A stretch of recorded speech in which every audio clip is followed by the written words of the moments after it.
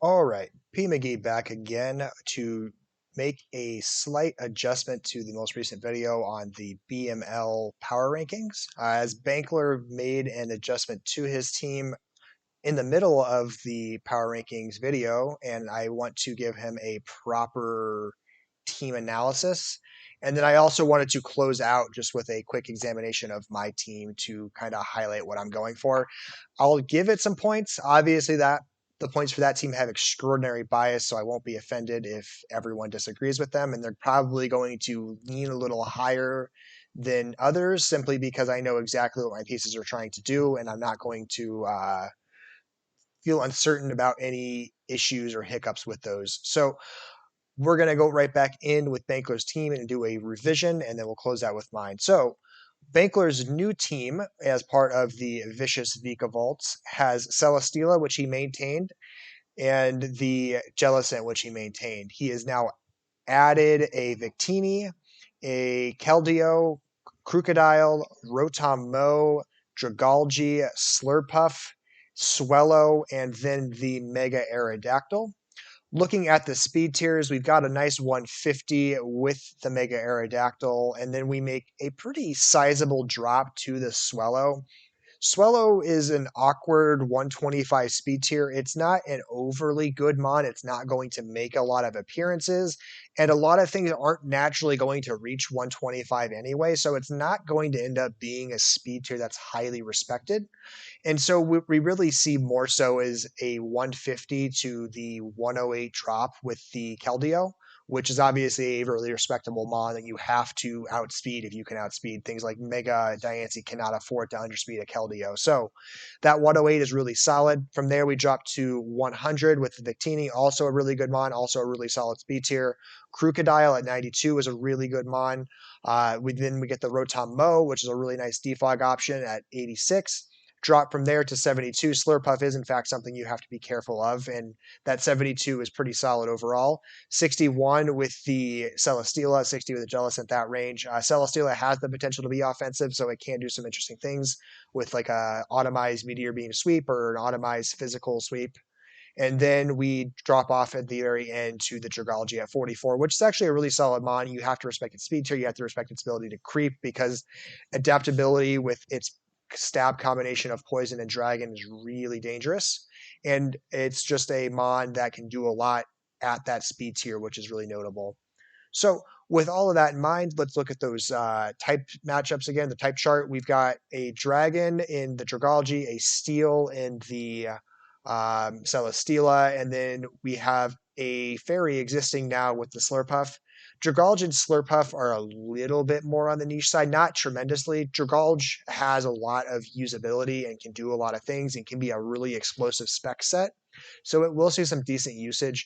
Slurpuff is an okay cleric, an okay wish supporter, not the best you're ever going to see. Definitely on the low end for fairies, but it is functional in that role, and I have seen it used well.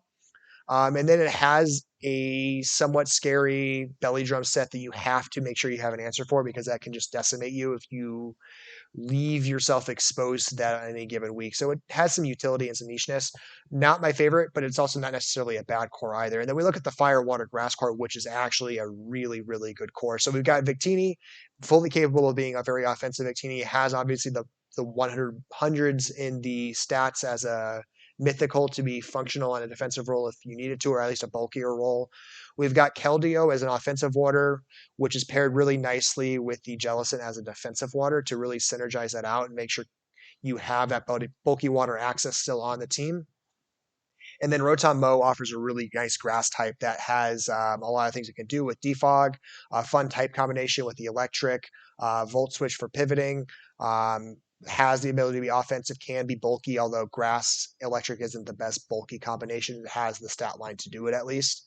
So a really solid fire, water, grass core, and an okay dragon, steel, fairy core. We have strong ground and dark. Unfortunately, it is paired together in Crocodile. Can make you a little vulnerable to being exposed by those things that you wanted to check because Crocodile is or Dark is generally your answer for ghost spam. And this team is actually quite vulnerable to ghost spam because the normal type on this team also isn't bulky and the Swallow. So this team is probably going to be punished by ghost attacks because Crocodile is not going to be a reliable switch in, especially on Shadow Balls, unless it's running an AV set. But it's still a very good mod. It still fulfills two really important typings, and it fulfills a really important speed tier here. So there's no large qualms with it. And then grounded poison is always very nice. Let's see. There is an abundance of flying, which I think is a problem because the ice weakness on this team is fairly concerning, and it leans really, really heavily on Jellicent to be a long-term answer to that because Celesteela can't check or can check, non-banded, non-spec ice, but it's going to wear down because it relies on Leech Seed to get health back. Victini doesn't have good access to recovery, so it can be broken down by ice. Keldeo isn't bulky, so it can be broken down by ice pretty quickly. Super effective on the Krook, super effective on the Rotom, super effective on the Dragalge, super effective on the Mega Aerodactyl, super effective on the Swellow, neutral on the Slurpuff, and then your one proper, solid, reliable ice answer is pretty much exclusively going to be the Jellicent.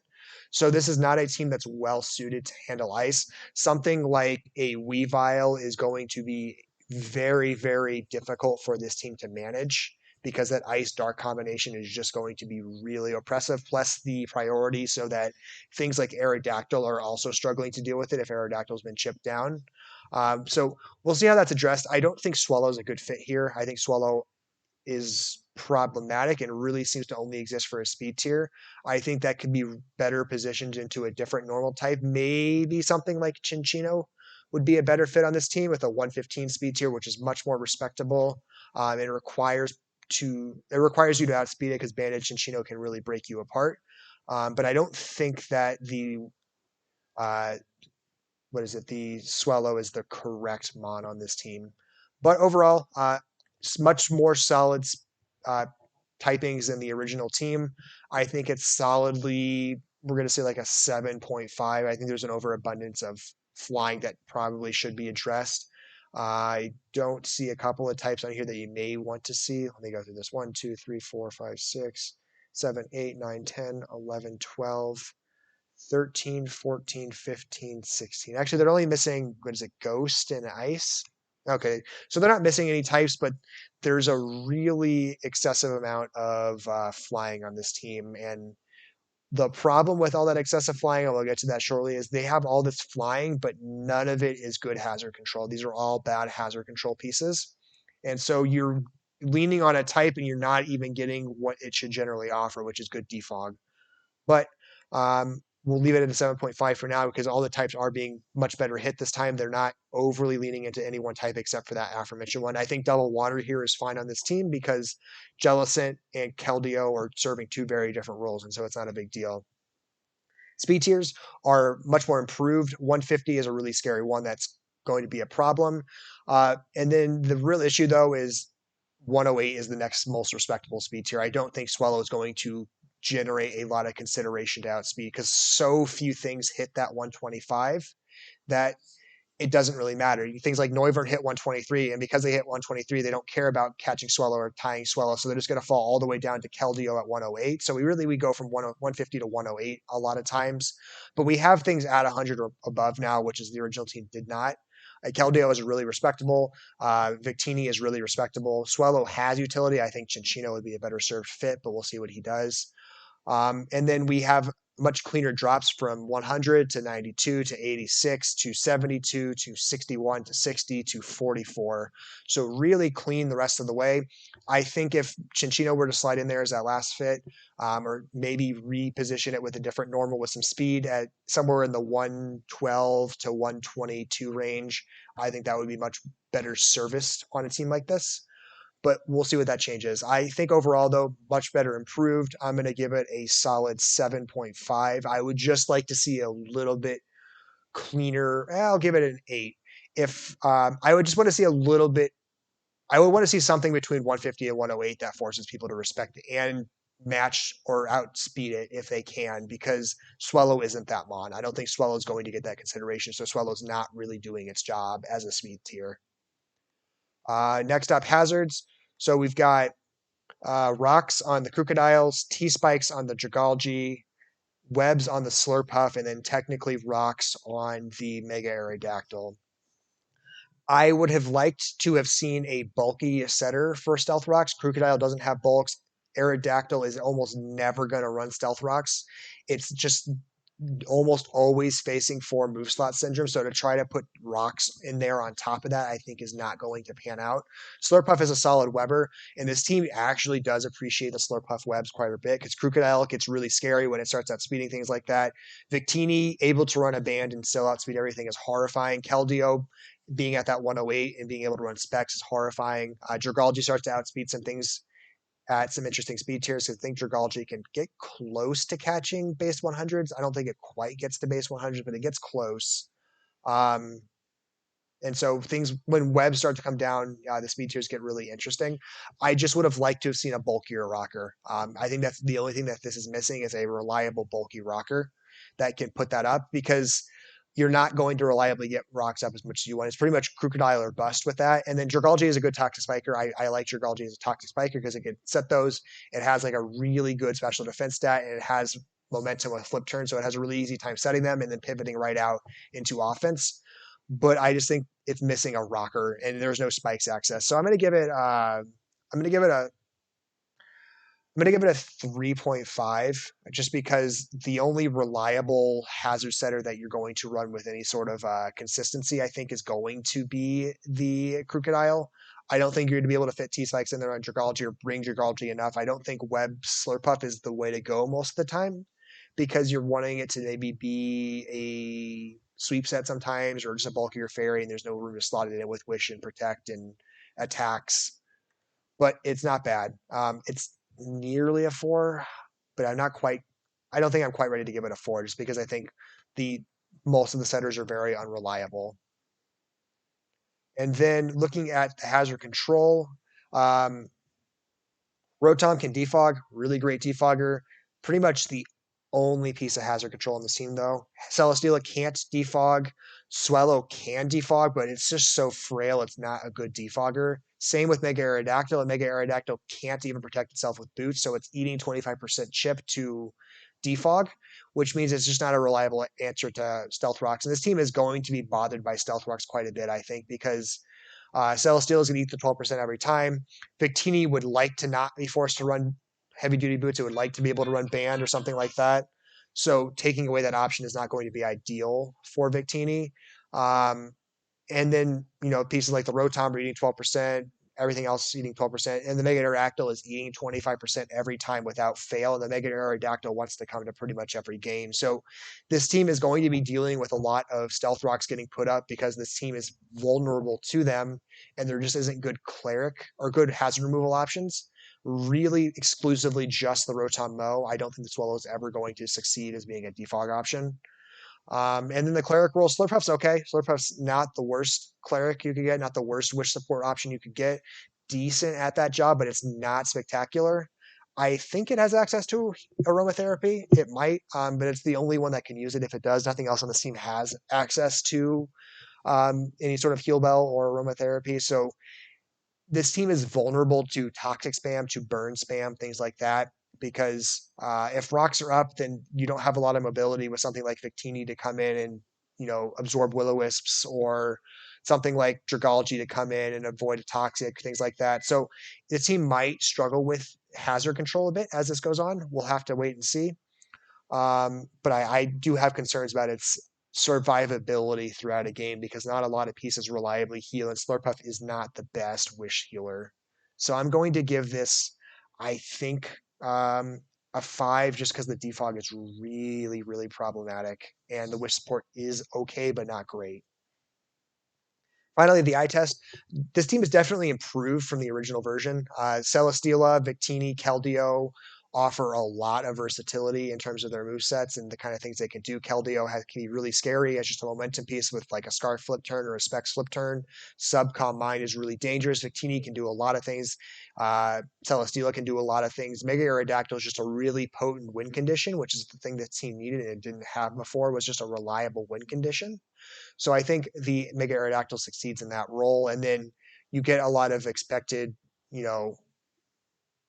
performance out of things like the The Crocodile and the Rotommo and the Dragalge are not necessarily doing surprising things, but the roles they are performing, they perform pretty well. So I like a lot of what I'm seeing. I think it's an improved. I just have such huge concerns about this team's ability to not be worn down over the course of like a 40 turn game because pieces just aren't getting health back reliably. So I'm going to give it. I think I'm going to keep it in the 3 range. I just I need to see that he can pilot it with some reliability on term in terms of the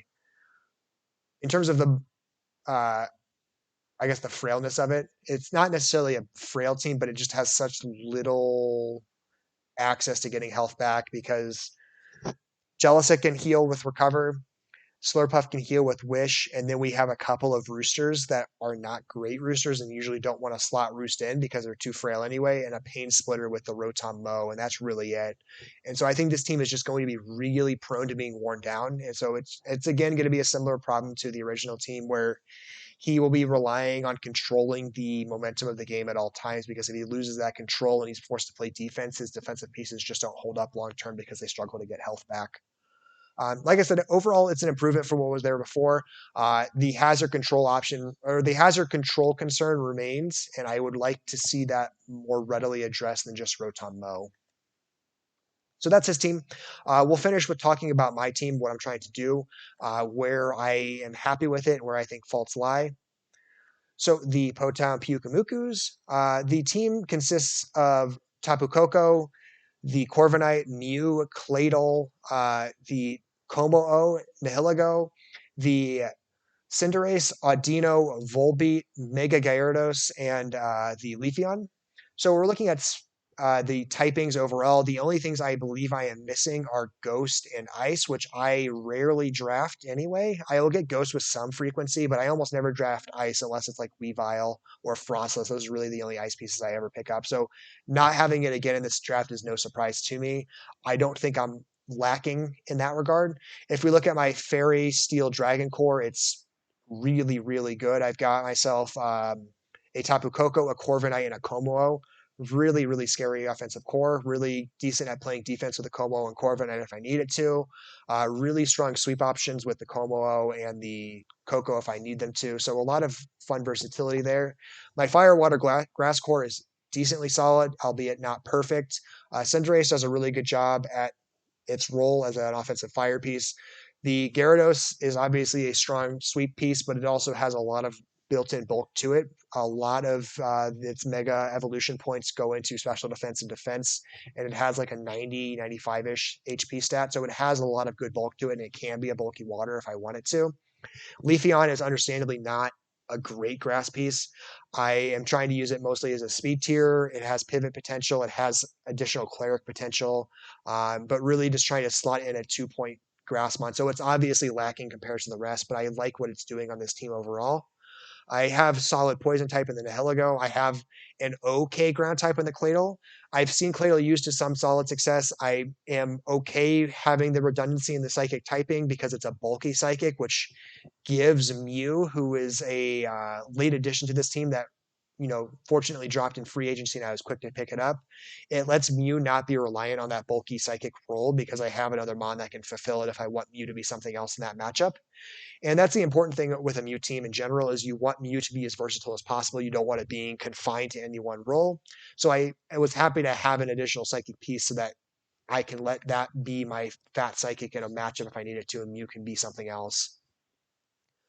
So overall, I think my speed tier, or overall, I think my type chart is really, really solid. Ghost and Ghost and Ice are not typings you should be concerned about missing. My double up on Psychic, I don't see as a problem, and that's the only double up I have. Everything else is fulfilling its own unique typing. So I'm going to give myself an honest 9, 9.5 even, because I'm hitting all my types I need to hit. And outside of my grass being a little lackluster, I think all my other mods are fulfilling their type role really, really well. Speed tiers, I go from 130 to 119 to 103 to 100 to 95, which is not a great 95, and I need to try to force it early to make people respect it, but it is a 95. to 85 with the Como, to 81 with the Mega Gyarados, or I'm sorry, I guess I have an 85 with Volby, but I'm not going to really count that as a speed tier. It's not relevant because he has Prankster, so he's never going to run speed. But 85 with the Como, 81 with the Mega Gyarados, 75 with the Claydol, 67 with the Corviknight, and then 50 with the Audino. My speed tiers aren't lacking. I would have, and I originally had another piece between Cinderace and a Heligo because that is a slightly large gap of 16 points, more than I usually like. I think I had an Azelf in that 115 before. I was trying to fit in a Cinccino at one point at the 115 slot. And then if Frostless had been able to fit within my points range, I might have eyed Frostless as a 110 piece because that would have given me that little bit of extra speed gap cushion that I want to hit because I think those are all respectable speed options that force opponents to match or outpace them. And so I could be a little prone to bulky 110s, bulky 115 mons, just being able to run all that excessive bulk because they're not going to catch Cinderace and they can still outpace Nihilego. So I'll see if that turns into a problem as the season goes on. I am aware of it, and so it's obviously imperfect. Everything else is pretty solid, though. Even the 100 to 85 isn't that bad of a drop. I don't believe adamant 100s can still outpace, timid or jolly 85s. I think the 85 would still outspeed. So it's not an enormous gap. And if I can bring Leafy on once or twice to force some respect for it, then I would solve that speed tier better as well. Overall, I'm going to give myself a solid 8 in this. I would have liked to hit those two speed spots a little better. That 95 and that 110, I would have liked to have gotten a little more with. But there's no excessive doubling up. There's no enormous gaps. There's just a couple of lackluster pieces, maybe occupying a couple of speed tiers. Hazards. So I've got Mew obviously with everything basically except for the sticky webs. I've got Clado with rocks. I've got Kobo-O with rocks. I've got Nihilego with rocks and T-Spikes. So I've got three really solid hazard setters, and then Mew can be that versatile hazard setter if I need it to. I have three. Everything has bulk to it. All my hazard setters have bulk, but with the exception of Clado, they can also all go really offensive. So they have a lot of versatility as hazard setters, and I have T-Spikes, which I care a lot about having. I think T-Spikes are the most important hazard to have. And I think Como-O, Nihilego, and Mew will see such continued usage, and they all have such solid versatility that if I feel that rocks make sense in any matchup, it's really, really easy to slot them on there. I maybe would have wanted a discount Weber. I thought about it at one point. I had Leavanny at one point over the Leafeon, but I liked Leafeon's bulk over the webs, which I don't feel my team is overly reliant upon having. So I didn't opt for those. But I'm going to give myself a solid 4, 4.5 even for hazards. I'm really not missing anything.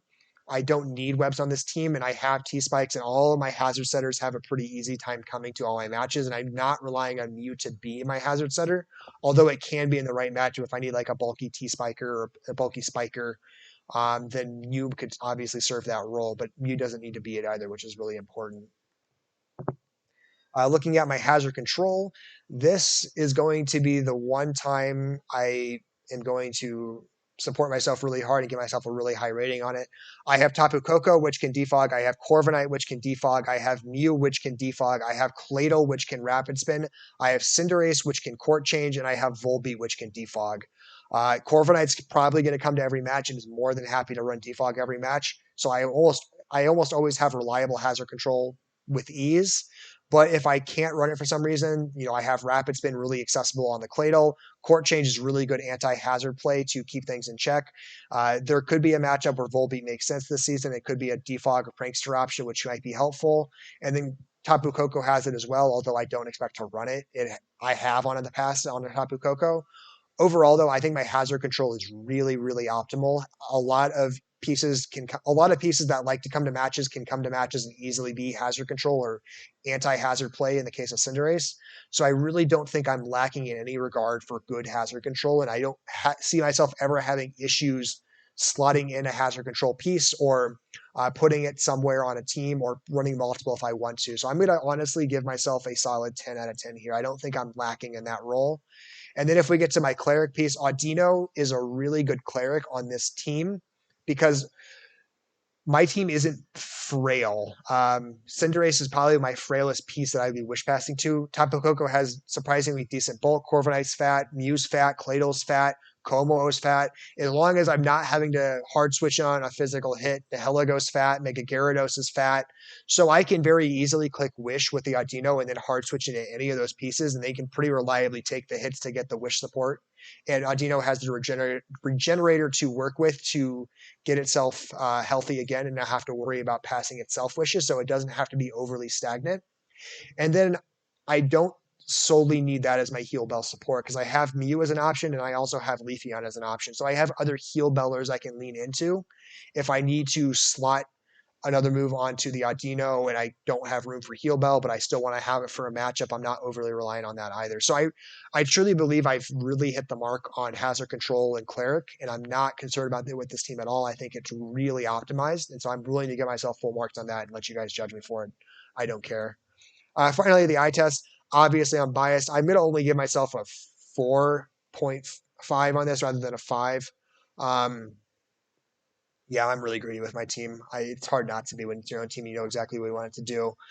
I think Mew is very versatile. I think Coco is very versatile. I think Como is very versatile. I think Nihilego is very versatile. I think the Gyarados is very versatile. So I have a lot of versatility on this team. I have really strong mix attackers in the Coco, the Mew, the Como, so I can run mix sets and make it really hard for opponents to switch into those. I have really good momentum with the Coco can pivot, the Cinderace can pivot, the Corviknight can pivot, the Mew can pivot, the Cladle can pivot, the Leafeon can technically pivot with Baton Pass, as can the Volbeat. So I can get my breakers like the Mega Gyarados and the Nihilego and the Como in pretty safely in a lot of my matchups because I can pivot around and create opportunities for them to hit the field. And even if I can't, I can hard pass wishes to them with the Audino so that they can come in, take the attack, and still be at full or mostly full health to inflict some offense. So I'm really excited about this team. I think I've made the bulls out of Volbeat and Leafeon for what they are at their tier levels and at their point values. I'll see if I can get a couple of appearances from them to force some respect. I have a couple of Volbeat sets I'm eyeing. I think it could actually be something interesting. We'll see. And then Cladle, I think, will work out okay for me. So my 3 low cost options that may get lower marks, I think I can pull some stuff out with. And so I'll see what comes of those. But that's my team. I'm obviously biased. Obviously, I'm going to rank my team as the best. I think it's a clean team. I don't think there's honest fault if you really dive into it outside of a couple of low tier spends, but it really just comes down to how I utilize them. If you're looking for roles to be fulfilled, things like that, or obvious flaws and type matchups or issues with this team, there's not really anything that's overly concerning. Neutral matchup against water, which might be a problem. Technically a bad matchup against ice, but 2 of those weaknesses are this Leafeon and this Cladle, who aren't going to be making a lot of appearances, so it shouldn't be too much of an issue. And then pretty much everything else is neutral or really good. So that's my team. That's my biased take. I don't expect everyone to agree with that. But that's the overall power rankings. They have now been adjusted to take into account the changes that Bankler made, and then give myself, my biased ranking of my team and what it's trying to do. So I'll post this alongside the other one shortly, and then that way you have them both, and then Bankler can get a new honest retake on his team, and then you can get my hyper biased opinion on my team. But that's all for me. Thank you so much for spending the 2 hours it took to watch all these videos. I look forward to hearing all of your hot takes on my bad takes. So thanks.